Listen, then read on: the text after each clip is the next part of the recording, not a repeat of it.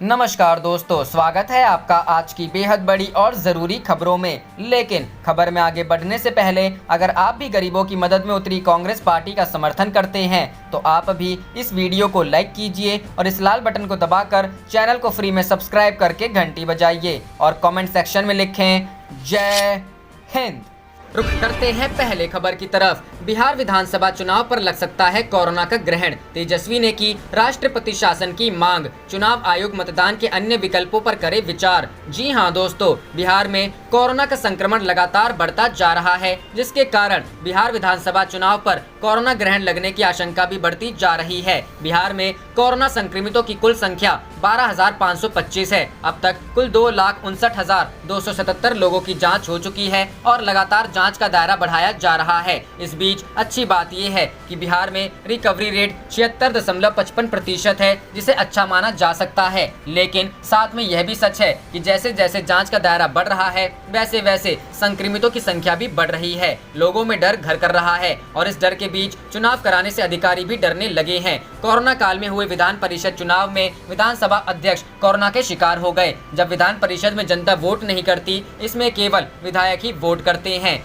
बिहार में काफी बड़ी संख्या में अधिकारी और कर्मचारी भी संक्रमित हो रहे हैं। मुख्यमंत्री की भतीजी खुद कोरोना पॉजिटिव डिटेक्ट होने के बाद एम्स में भर्ती है। पूरे मुख्यमंत्री आवास को सैनिटाइज करवाया जा रहा है। राजनीतिक पार्टियां चुनावी मोड में हैं। वर्चुअल रैलियों का दौर जारी है। कार्यकर्ताओं से डिजिटल मीटिंग की जा रही है। संभव है कि बहुत जल्द फिजिकल रैलियों की अनुमति भी दे दी जाए, लेकिन विपक्ष फिलहाल मतलब कोरोना संक्रमण के दौरान चुनावों में जाने को गलत बता रहा है। वो चुनाव को टालने की मांग कर रहा है। रुक करते हैं अगली खबर की तरफ। बिहार की राजधानी पटना में कोरोना का कहर, पूर्ण लॉकडाउन लागू। जी हां दोस्तों, बिहार की राजधानी पटना में कोविड-19 के मामलों में अचानक तेजी से वृद्धि के मद्देनजर 10 से 16 जुलाई तक पूर्ण लॉकडाउन किया गया है। पटना के जिलाधिकारी कुमार रवि ने इस आशय का बुधवार को आदेश जारी किया। आदेश में कहा गया है कि आवश्यक सेवाओं को छोड़कर राज्य की राजधानी में लॉकडाउन की अवधि के दौरान बाजार, कार्यालय और अन्य व्यावसायिक गतिविधियां प्रतिबंधित रहेंगी। बिहार में एक दिन में बुधवार को सबसे अधिक 749 कोरोना वायरस संक्रमण के मामले सामने आए, जिसमें अकेले पटना के 235 मामले शामिल हैं। इसी के मद्देनजर यह फैसला लिया गया है। एक दिन में राज्य के कोरोना वायरस मामलों के 700 का अंक के पार करने का यह पहला उदाहरण है।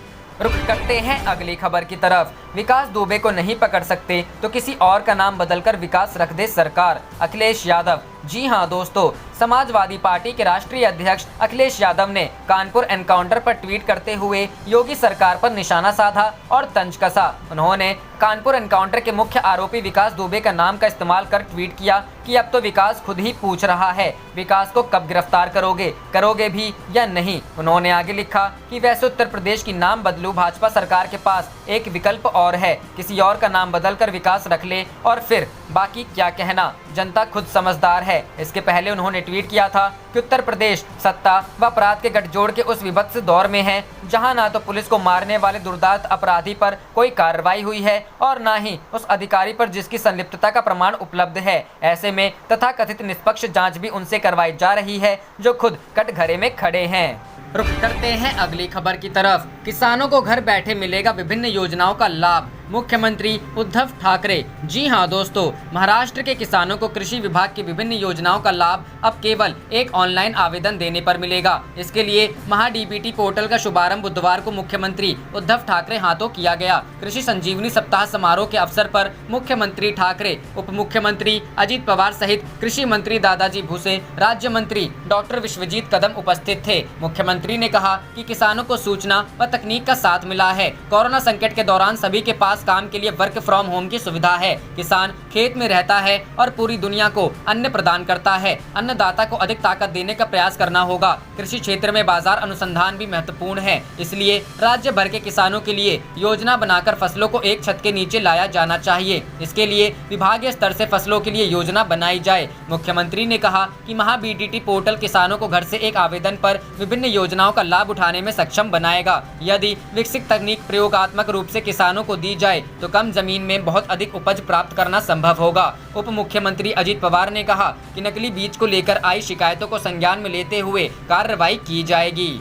रुक करते हैं अगली खबर की तरफ। एमएसएमई हो रहे बर्बाद, बैंकों का फूल रहा दम। अब एनपीए के जरिए राहुल गांधी ने मोदी सरकार पर बोला नया हमला। जी हां दोस्तों, कांग्रेस के पूर्व अध्यक्ष राहुल गांधी ने देश में सूक्ष्म, लघु एवं मध्यम उपक्रमों और बैंकों के मुश्किल में होने से जुड़ी खबरों को लेकर बुधवार 8 जुलाई 2020 को भाजपा पर निशाना साधा। उन्होंने कहा कि कुछ महीने पहले जब उन्होंने आर्थिक सुनामी आने की बात की थी तो सत्तारूढ़ पार्टी भाजपा ने उनका मजाक बनाया था। उन्होंने ट्वीट किया, लघु एवं मध्यम उपक्रम बर्बाद हो गए हैं, बड़ी कंपनियां गंभीर संकट में हैं, बैंक भी संकट में हैं। कांग्रेस नेता ने कहा, मैंने कुछ महीने पहले कहा था कि आर्थिक सुनामी आ रही है। भाजपा एवं मीडिया ने देश को सच्चाई के बारे में आगाह करने के लिए मेरा मजाक बनाया था। बाद में कांग्रेस ने गत 17 मार्च को संसद भवन परिसर में दिए राहुल गांधी के एक बयान का वीडियो भी जारी किया, जिसमें केरल के वायनाड से सांसद राहुल गांधी ने कहा था कि आर्थिक सुनामी आने वाली है और करोड़ों लोगों को नुकसान पहुंचेगा। राहुल गांधी ने ट्वीट के साथ एक खबर का स्क्रीनशॉट भी शेयर किया है, जिसके मुताबिक देश में 500 बड़ी कंपनियों पर 1.67 करोड़ रुपए का कर्ज है।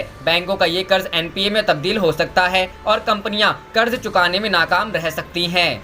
रुख करते हैं अगली खबर की तरफ। भारत चीन विवाद को लेकर चिदंबरम ने मोदी सरकार पर बोला हमला, कहा कोई बताएगा कि आखिर। जी हां दोस्तों, भारत चीन सीमा विवाद को लेकर कांग्रेस लगातार केंद्र की मोदी सरकार पर हमले बोल रही है। अब पूर्व वित्त मंत्री पी चिदंबरम ने बुधवार को सरकार पर निशाना साधते हुए कहा कि सरकार इस पूरे मामले पर देश को सच नहीं बता रही है। दरअसल बुधवार को सूत्रों के हवाले से खबर आई कि रविवार को दोनों देशों के विशेष प्रतिनिधियों के बीच बातचीत के बाद लद्दाख के कुछ विवादित क्षेत्रों से 2 किलोमीटर पीछे हटने तक सेना हटाने की प्रक्रिया पूरी हो गई है। इसी पर चिदंबरम ने कई ट्वीट करते हुए केंद्र सरकार से सवाल किए। चिदंबरम ने अपने ट्वीट में लिखा, मैं विवादित क्षेत्र से चीनी सेना के पीछे हटने का स्वागत करता हूं, लेकिन क्या कोई बताएगा कि चीनी सेना किस जगह से पीछे हटी है और अब पीछे हटकर कहां गई है। उन्होंने अपने अगले ट्वीट में लिखा, इसी तरह भारतीय सेना के जवान किस जगह से वापस आए हैं, क्या कोई भी सेना चीनी या भारतीय एलएसी के एक पार से दूसरे पार की ओर गई है। इन सवालों के जवाब जरूरी हैं, क्योंकि देश की जनता यह कब से जानने की कोशिश कर रही है कि 15 जून को क्या हुआ था और कहां हुआ था। बता दें कि देश की मुख्य विपक्षी पार्टी कांग्रेस लगातार प्रधानमंत्री नरेंद्र मोदी पर लगातार 15 जून को पूर्वी लद्दाख की गलवान घाटी में हुई हिंसक झड़प की घटना का सच छुपाने का आरोप लगा रही है। भारतीय चीनी सैनिकों के बीच हुई हिंसक झड़प में 20 भारतीय जवान की जान चली गई थी। आर्मी के सूत्रों के हवालों से खबर आई थी कि चीनी सेना के 40 से ज्यादा सैनिक हताहत हुए हैं। कांग्रेस सवाल इसलिए उठा रही है क्योंकि पिछले महीने एक सर्वदलीय बैठक में पीएम मोदी ने कहा था कि चीन ने ना ही सीमा पार करके भारत में प्रवेश किया है और ना ही उसने किसी भारतीय भूभाग पर कब्जा किया है। 20 जून को इसी मीट में उन्होंने कहा था कि ना कोई अंदर घुसा है, ना ही हमारा कोई पोस्ट किसी के कब्जे में है। उन्होंने यह भी कहा था कि एलएसी पर चीन के इस कदम से पूरा देश गुस्से में है। राहुल गांधी ने मंगलवार को एनएसए की चीन पक्ष से हुई बातचीत पर सवाल उठाया था। उन्होंने दोनों पक्षों का बयान शेयर करते हुए ट्विटर पर सवाल उठाया था कि आखिर भारत ने लद्दाख में यथास्थिति को बनाए रखने पर जोर क्यों नहीं दिया था। वहीं चीन भारतीय जवानों पर किए गए इस हमले को सही कैसे ठहरा पा रहा है। रुख करते हैं अगली खबर की तरफ। सीबीएसई कोर्स से लोकतंत्र, धर्मनिरपेक्षता जैसे चैप्टर हटाने से ममता दीदी नाराज, कहा हम इस पर। जी हां दोस्तों, बंगाल की मुख्यमंत्री ममता बनर्जी ने सीबीएसई से संबंध सभी स्कूलों की कक्षा 9 से 12वीं तक के अर्थशास्त्र और राजनीति विज्ञान के पाठ्यक्रम से लोकतांत्रिक अधिकार, संघवाद और धर्मनिरपेक्षता जैसे अहम चैप्टर हटाने के केंद्र सरकार के फैसले से वह हैरान है। मुख्यमंत्री ने कहा, हम महत्वपूर्ण विषयों को हटाने के सीबीएसई के फैसले का कड़ा विरोध करते हैं। केंद्रीय मानव संसाधन विकास मंत्रालय को सुनिश्चित करना चाहिए कि इन महत्वपूर्ण अध्यायों को नहीं हटाया जाए। ममता ने कहा, मैं इस बात से अचंभित हूं कि केंद्र ने सीबीएसई पाठ्यक्रम के भार को कम करने के नाम पर नागरिकता, संघवाद जैसे बेहद महत्वपूर्ण विषयों को कैसे हटा दिया। मुख्यमंत्री ने कहा, हम इस पर कड़ी आपत्ति जताते हैं और मानव संसाधन विकास मंत्रालय भारत सरकार से अपील करते हैं कि इन महत्वपूर्ण पाठों को किसी भी कीमत पर हटाया नहीं जाए। गौरतलब है कि सीबीएसई ने कोविड-19 की महामारी के चलते स्कूलों में नियमित कक्षाएं बुरी तरह से बाधित होने के चलते 9वीं से 12वीं तक के अपने सिलेबस में 30% कटौती की घोषणा की है। कोरोना की महामारी के चलते देश में सभी स्कूल बंद हैं और ऑनलाइन क्लासेस के जरिए पढ़ाई कराई जा रही है। सरकार की ओर से कहा गया है कि पाठ्यक्रम में यह कटौती 2020-21 शैक्षणिक वर्ष के लिए लागू है। गौरतलब है कि central board of secondary education ने मंगलवार को कोरोना वायरस संकट के बीच 2020-21 के शिक्षा सत्र में बच्चों के ऊपर से सिलेबस का बोझ कम करने के लिए कोर्स को 30% कम करने की घोषणा की थी। इसके तहत सीबीएसई ने स्कूलों में लोकतांत्रिक अधिकार, फूड सिक्योरिटी, संघवाद जैसे अहम चैप्टर को सिलेबस से हटा दिया है। शिक्षा संस्थानों से जुड़े और इन विषयों के कई जानकारों और विशेषज्ञों ने बोर्ड के इस कदम का विरोध किया है। कांग्रेस नेता शशि थरूर और जयराम रमेश ने भी सिलेबस से ऐसे अहम चैप्टर हटाने का विरोध किया है।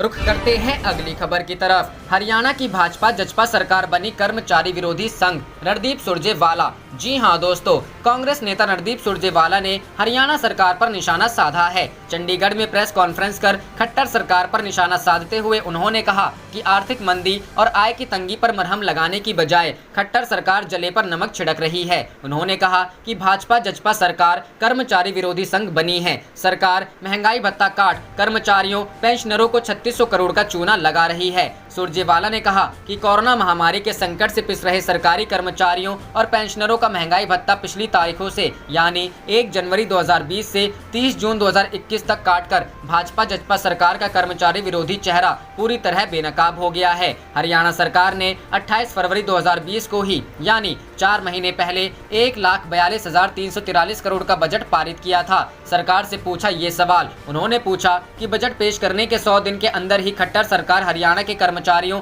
व पेंशनर्स के महंगाई भत्ते पर कैंची चलाकर क्या साबित कर रही है। हरियाणा में 3 लाख सरकारी कर्मचारी हैं व 1,29,000 पेंशनर्स है। 6 जुलाई 2020 को आदेश पारित कर खट्टर सरकार ने जनवरी 2020, जुलाई 2020 व जनवरी 2021 की महंगाई भत्ते की किश्तें पूर्णतया काट दी हैं। 2020-21 के बजट में कर्मचारियों की तनख्वाह व पेंशन के लिए 36,012 करोड़ का प्रावधान किया गया है। कर्मचारियों की जेब से पैसे काटने का इंतजाम। रणदीप सुरजेवाला ने कहा कि महंगाई भत्ते की जनवरी 2020 की 4% की किस्त, जुलाई 2020 की 4% की किस्त व जनवरी 2021 की 4% की किस्त भी लगाएं तो कर्मचारियों की जेब से 3600 करोड़ रुपया काटने का सीधे सीधे इंतजाम कर लिया गया है।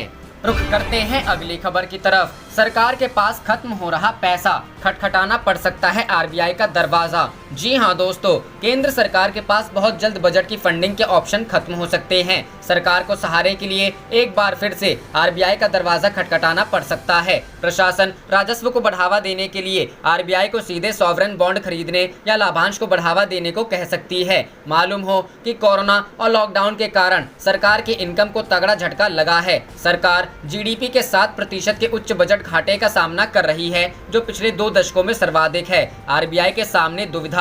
आरबीआई ने अभी तक सेकेंडरी मार्केट में कुछ डिस्क्रीट बॉन्ड की खरीदारी की है, लेकिन सरकार के इस ऋण प्रबंधन को एक ऐसी योजना की रूपरेखा तैयार करनी अभी बाकी है कि जिसके जरिए चालू वित्त वर्ष में सरकार के रिकॉर्ड 12 ट्रिलियन रुपए का प्रबंधन किया जा सके। इस बीच एक्सपर्ट कहते हैं कि बैंकों ने पहले ही कई बॉन्ड खरीद लिए हैं और अर्थव्यवस्था में मंदी के बीच उनके पास फर्मों को उधार देने के कम ही अवसर होंगे। रेटिंग में कटौती एक और जोखिम। एक संभावित क्रेडिट रेटिंग डाउनग्रेड भारत के लिए एक और जोखिम है, जो इस साल 4 दशकों से अधिक समय में अपनी पहली आर्थिक गिरावट की ओर बढ़ रहा है। एशिया की तीसरे सबसे बड़ी अर्थव्यवस्था का क्रेडिट स्कोर फिच रेटिंग्स और मूडीज इन्वेस्टर सर्विस के पास जंग से केवल एक कदम दूर है। ब्लूमबर्ग के सर्वे में अर्थशास्त्रियों ने उम्मीद लगाई थी कि इस साल देश का राजकोषीय घाटा जीडीपी के 7% पर पहुंच जाएगा, जो 1994 में आखिरी बार इतना ऊपर पहुंचा था। अंतर्राष्ट्रीय मुद्रा कोष के अनुसार देश का पब्लिक डेब्ट अगले वर्ष जीडीपी के 85.7% तक बढ़ेगा, जो इस समय लगभग 70% है।